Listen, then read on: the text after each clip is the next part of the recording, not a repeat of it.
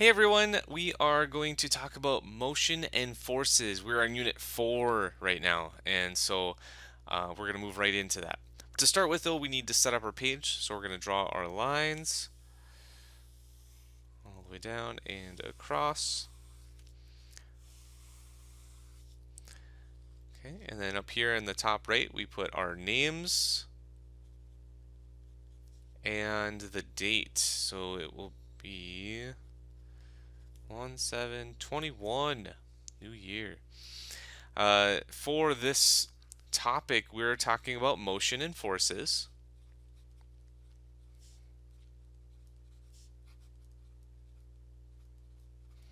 Which is a lot of fun. Our essential question is basically asking, how do we know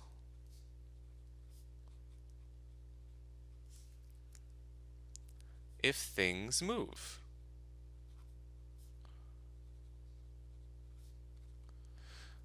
And there's some obvious answers, but you have to use science to actually tell me or prove it to me.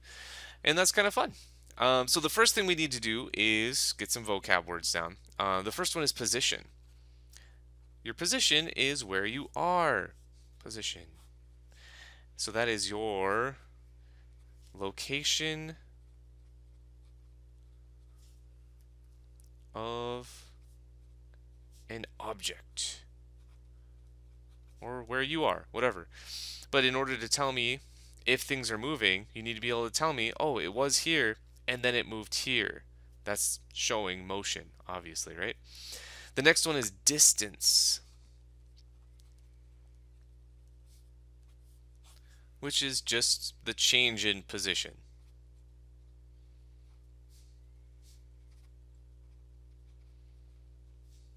So I was here, now I'm here. It's changed, that is the distance. Okay, and then finally we get motion,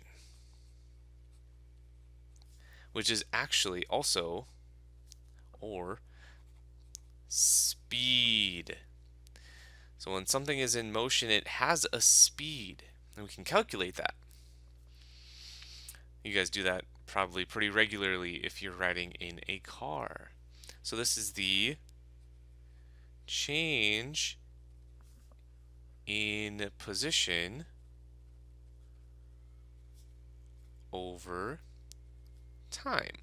And you guys may have heard this already in math class, but if I say this over time thing, that means I'm dividing. And so I'm going to be writing this distance over time is going to be equal to my speed. Pretty simple equation. It's just 3 variables. So if I have 2 of them, I can figure out the other one. It's really great. And it can make it even easier by creating this thing called the magic triangle. It's so magical. And what it does is it basically puts spaces for me to use this equation.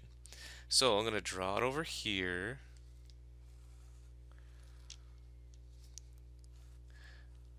So this is my magic triangle. I'm going to put these dots here. These are to show dividing. And this one right here is to show multiplying. So on the top, I'll have D. This is for distance.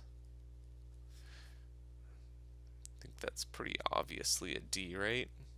Cool. And then we have S for speed. And then we also have T. And this one is time. So if I am given my distance and time, I can calculate speed. But also, if I'm given speed and distance, I can figure out my time. So this is a really, really helpful tool. Let's go ahead and actually show how it works. So if I have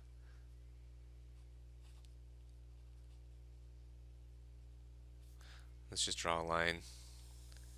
That way I know it's separated.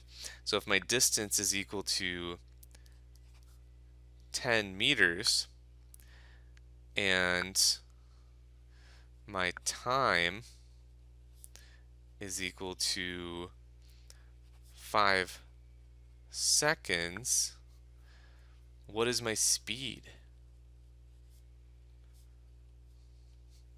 Well, if I plug it in, it's pretty easy. So let's plug it in. So if I have my distance up top, which is 10 meters, and I have 5 seconds,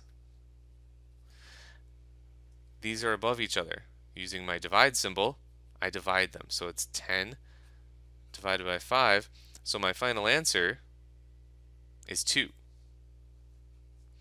But what's my unit? That's important too. My units actually divide also.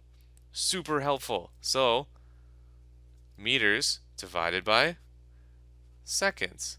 So it's 2 meters per second, which is a speed. Could be miles per hour, and that would be 2 miles per hour. So this is my answer, and that would end up right here. So if I put this 2 here, if I did 10 divided by 2, I get 5. If I get 2 times 5, it's 10. It's a really, really helpful tool. So write that down. Obviously, you should write all this down. But anyway, the next section that we're going to talk about actually is force. Force is really fun too.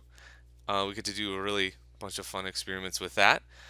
So force, oops, that's meant to be 1 dash anyway, is a push or pull on an object.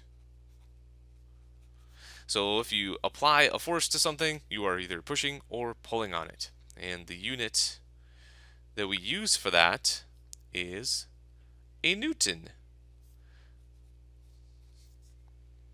Kind of cool. We also have a magic triangle for this one as well. So let's draw that quick. So on top we have the F for force. And then we have mass down here. I gotta write these down. Force. And then we have mass. And then the one over here is acceleration, which I should have made it more space. Acceleration. Didn't quite fit. Whatever, it's fine. So remember, if they're next to each other, you multiply. If they're above each other, you divide. Kind of cool. Okay, so now, with force, we need to have some direction, I guess. I can't push or pull on something without telling you which way I'm pushing or pulling. So that's important for forces. And we call that thing a vector. You guys might remember Vector from the Minions movie. And his catchphrase was that he has both direction and magnitude, which is the definition of vector, which I thought was hilarious, by the way, when I first saw that. Still hilarious, but magnitude. So direction and that's a D. Magnitude, vector. Cool. So now that we have a vector, we can actually apply that to motion as well. So if I'm telling you I'm going this way at 10 miles an hour, now I have a vector plus speed, and that gives us velocity. Velocity is speed and direction. So this magnitude, that word, means it's like a value. So that's speed is a magnitude. So I'm telling you which way and maybe how fast. Or in force's case, it'd be how hard are you pushing or pulling. And then the direction is what direction, I guess. So anyway, the vector is both of those things. So it could be a velocity, speed and direction, vector, direction and magnitude for force. Whatever. Moving on. Then we have acceleration. An acceleration is speeding up or slowing down. There's actually no such thing as deceleration. It's just acceleration. So this is the change in speed over time.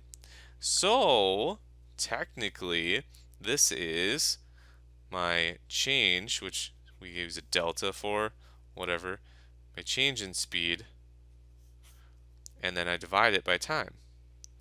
So if I went from 0 to 50 miles an hour, my change in speed is 50, and then I divide that by how long it took to get that fast. So if it took me 10 seconds to do that, I mean, that would be my acceleration. So anyway, that's how we would calculate that. All of this is on page 25, and that's it for today. I need you to take a picture of this with your laptop and put it into Schoology. There is an assignment. It says page 25 science notes. So click on that and insert this into that Google Doc, and then make sure you hit the submit button because that seems to be throwing a lot of people off. So good job, and put it in there. Thank you.